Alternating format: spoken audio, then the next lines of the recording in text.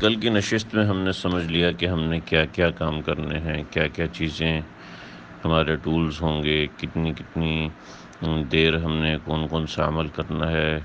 اور کون کون سی باتیں ہیں جن سب کو ہم نے مد نظر رکھ کے اپنے کاموں کو ترتیب دینا ہے۔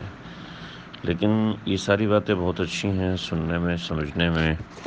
اور ان کو سننے میں ترغیب بھی بڑی ہوتی ہے، اور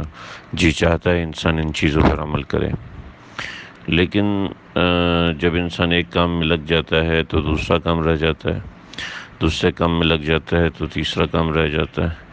اب ہم نے تو 11 کام نوٹ کیے ہیں، 12 کام نوٹ کیے ہیں، یا ان میں سے ہم نے 10 کام کرنے ہیں، یا ان میں سے ہم نے 5 کام کرنے ہیں۔ تو اب ان کاموں کو کس طریقے سے وقت دینا ہے، کس طریقے سے اس کو منظم کرنا ہے، یہ ہم نے دیکھنا ہے۔ تو آج کی نشست میں ہم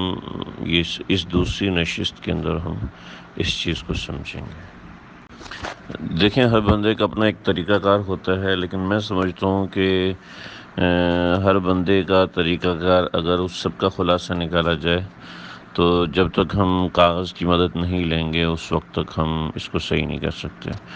ہو سکتا ہے کوئی رمضان مینجمنٹ ایپ بھی کسی نے بنائی ہو اور اس کے ایپ کے ذریعے سے بھی معاملات ہو سکتے ہوں، لیکن اس کے اندر سب سے اہم چیز میں یہ سمجھتا ہوں کہ انسان اپنا واسطہ زیادہ تر کاغذ سے، قرآن مجید سے اور ان چیزوں سے رکھے، تسبیح سے رکھے۔ جتنے آپ ڈیجیٹلائزیشن کی طرف جائیں گے اتنا زیادہ آپ عملی طور پر اکیلے نہیں ہو سکیں گے۔ کسی بھی عملی کام کے اندر یکسوئی چاہیے ہوتی ہے۔ یکسوئی کے لیے ضروری ہے کہ آپ ایک نظم بنائیں، اس نظم کو، وہ نظم جتنا انڈیپینڈنٹ ہوگا اتنا زیادہ اچھا ہوگا۔ میں نے اوپر جتنی بھی چیزیں بنائی ہیں، جتنی بھی چیزیں بتائی ہیں، اس کو میں نے ایک مرتب کر کے چارٹ پہ دے دیا ہے۔ چارٹ میں نے پچھلی نشست میں نے آپ حضرات کے ساتھ شیئر کیا تھا۔ کئی لوگوں کی کمپلین میرے پاس آئیں کہ ان کے پاس چارٹ ڈاؤن لوڈ نہیں ہو رہا، تو میں ایک مرتبہ دوبارہ بھیج دیتا ہوں کہ چارٹ اپنے پاس ڈاؤن لوڈ کر لیں اور اس کو اپنے پاس سے پرنٹ آؤٹ نکال لیں۔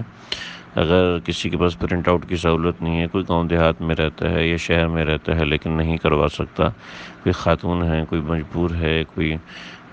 مرد ہے اس کے پاس پیسے نہیں ہیں وغیرہ وغیرہ،